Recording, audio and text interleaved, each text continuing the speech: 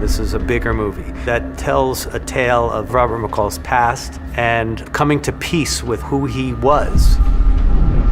But it still feels very intimate like the first one because it's really about the characters and about the relationship of the characters and about the relationship of the people. Go home, huh? That's what Vivian would have wanted.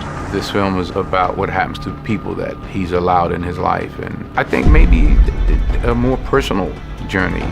What we decided to do in the sequel is to take a man who has heartbroken and see what happens if you break it a little bit more. And it's putting his life in peril in a way that Equalizer 1 didn't.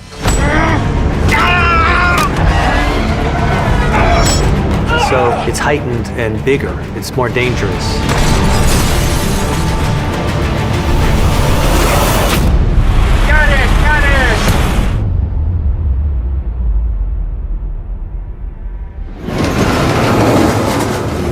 The success of the first film was a surprise, but not a surprise. I wasn't surprised that people would show up to see Denzel. You know, people love Denzel Washington. But I was surprised of how passionate people were about justice. What the fuck do you want, huh? Those people you took the money from, maybe you should give it back. Why would we do that? Well, I think the incredible appeal of the first Equalizer movie is the ultimate badass actor playing the ultimate badass role.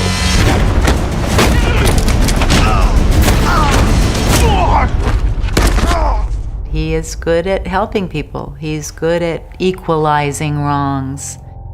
And I think what makes McCall a different type of hero is that when you see him save a Chloe Moritz character or a Miles, those are situations that anybody can easily be in. So I think it makes people feel like, although this is a movie, I can also learn a lesson and take something from watching this.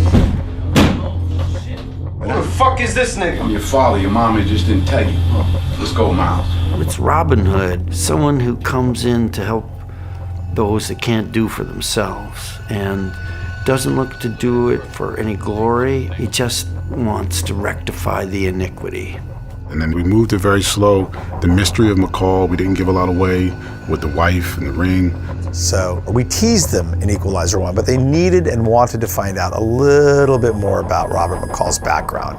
And I'd always thought and planned that we would peel out some of that information in the next one. So it was the natural progression for Robert McCall. I mean, he's found his purpose in the first movie. He discovered it in the first movie, and now he can apply it. Because the audience liked this character so much and the portrayal of Robert McCall, it was easier for Denzel to put the shoes back on. This is not something I've done before. You know, I've been in this business 40 years. I've never done anything a second time. I was really excited about the script and the character, the storytelling.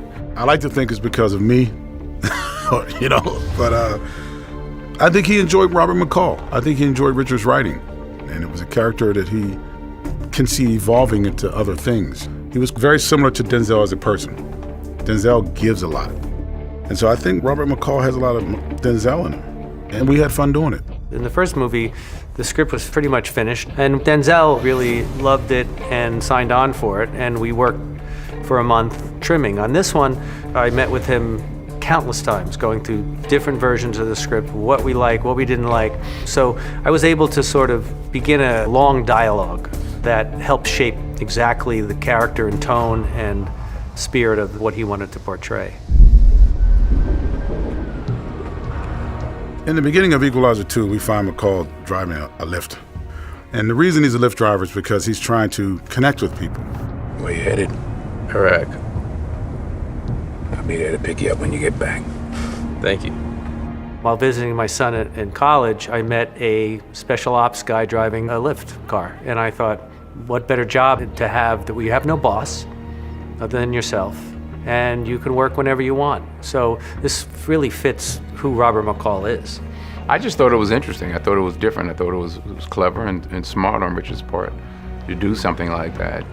Again, he's sort of hiding in plain sight, which is why I wore the hat cocked that way so I couldn't be seen in the mirror. But he's still doing what he's done before, which is helping other people. people. We have a beautiful sequence in the movie where we have passenger after passenger after passenger, all different flavors and tones to them that sort of make you feel he's with all of us. And that's the one thing about a Lyft driver, is that he travels in many, many different areas, and he doesn't decide who he picks up, he just takes everybody.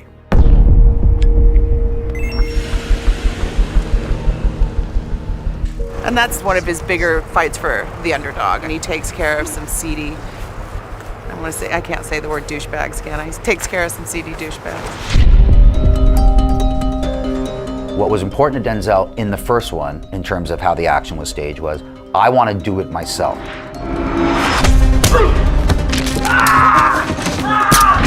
So if it's something I can't do, I don't want someone faking it for me. So on the first one, he probably did about 2 or 3 weeks worth of stunt and fight training. On this one, he's doubled that. What we did is we kind of just set up a nice little scenario for him, walking through the guys. We put it on film for him and sent it to him.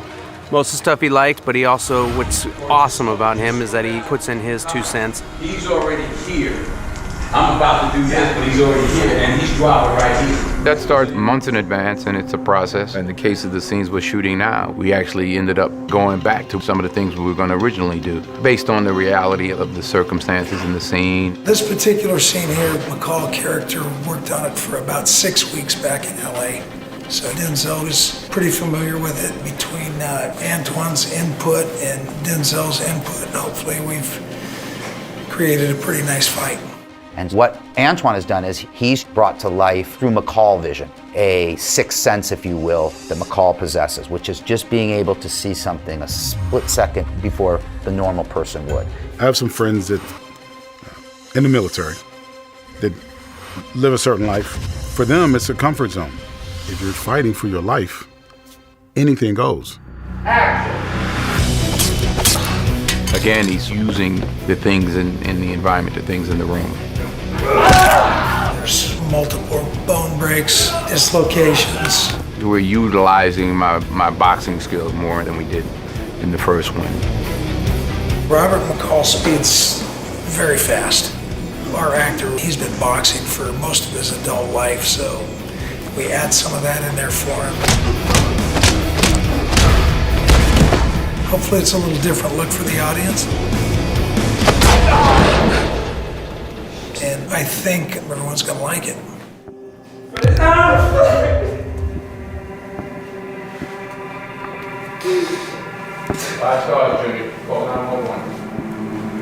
You know, it's funny, the first Equalizer has the big ending sequence in the Home Mart and the Russian room. But action-wise in this movie, there's 3 times as much. You've got a great action sequence in a car, you've got this is more action than you will see in the entire Equalizer 1, I believe. In the first movie, we had to set up everything, and we intentionally made it a slow burn. This, we purposely opened the movie with this big action set piece. The thing I struggle with most is the opening. How do you tell this in which the audience goes, well, when is he going to do it? So the train sequence became this big feather in my cap because I felt, I got him. They have no idea this is happening until in the middle of it. This landscape is foreign, the train itself does not look like Amtrak, and he looks different. He looks radically different. We get to have a lot of fun with that in terms of trying to make it look like we're not in America and just giving it some local flavor that's true to the culture. Denzel came up with the idea of dressing in full Muslim attire and kind of surprise us. Not something we're expecting, especially coming off of the first one where we saw him working at Home Depot and he was kind of everyman. It'll be a huge departure, and that's sort of the surprise element. So it's this amazing set piece. You dive right into it, and he equalizes the situation on this train car, and you walk onto a set that you've built and that you've created. It's incredible. I mean, the detail, all of it, the furniture, the ceiling, and that the train moves. Antoine and I actually sat down. We kind of looked at stuff that we thought we wanted to try to recreate. At that point, we looked at what types of equipment. So essentially what we did is we looked at the suspension of a train car. There's a lot of energy and a lot of equipment that goes into this to create very subtle movements. There's 16 of these individual air springs that basically raise the set up and create a soft cushion so that the whole set itself floats. And then what we do is through air pressure, we have some cylinders over there that basically rock the set back and forth. So we're able to create a real action sequence with a real set and a real character all at the same time. And we were making it feel honest and real and vicious. Action!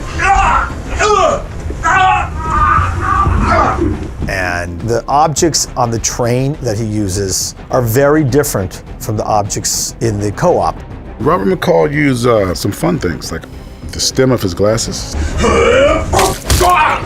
We've broken part of the stem off, and that's going to be affixed to the face, and then this piece will act as the support or the anchor to this so that Antoine can get the aftermath that he's looking for. He uses whatever, you know, the chair, my shoe, the socks, he uses whatever. So we have different terminologies for things. This is the real one, and so this is the hero. So we have 3 heroes. On a breakaway, we probably had 10. We have a saying, one is none. That's the bottom line. There's nothing we would have one of. This is a teapot handle injury, and we kind of had to MacGyver it. So we've cut out the middle section, and these will be affixed to the actor's neck. So it was fun to crack those things and to play with the audience's expectations and bring those up a few notches and be a little smarter.